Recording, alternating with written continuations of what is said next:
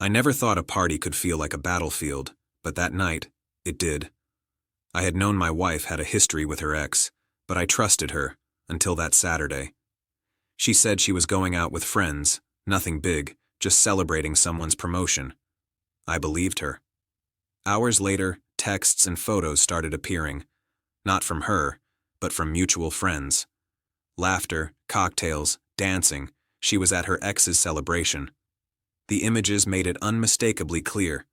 She hadn't just attended, she was making a statement. Every smile, every toast, every pose screamed, "Look what I can do without you." My stomach dropped.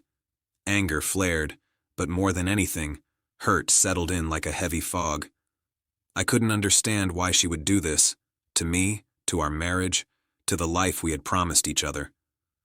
I wanted to call, to demand answers, but something inside me paused. Not anger, not yet. Clarity. I remembered a lesson I had learned before. Don't act on impulse. Document, process, and plan. I began collecting screenshots, noting times, tracing messages. This wasn't just betrayal. It was deliberate. She wanted me to feel humiliated, to feel small. I refused to give her that satisfaction. The next day, I confronted her. Not with yelling, not with tears, but calmly. "I saw the photos," I said, letting my voice stay steady. Her face faltered, a flicker of guilt, but quickly replaced by defensiveness. Excuses poured. "It wasn't like that. We were just talking." I didn't argue. I let the evidence speak. The laughter, the proximity, the captions on photos. It told the truth she tried to hide.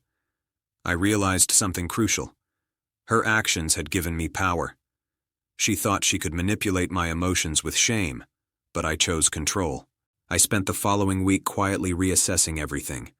Boundaries were drawn. Conversations were clear. I wasn't punishing her. She had already revealed herself. I was protecting myself.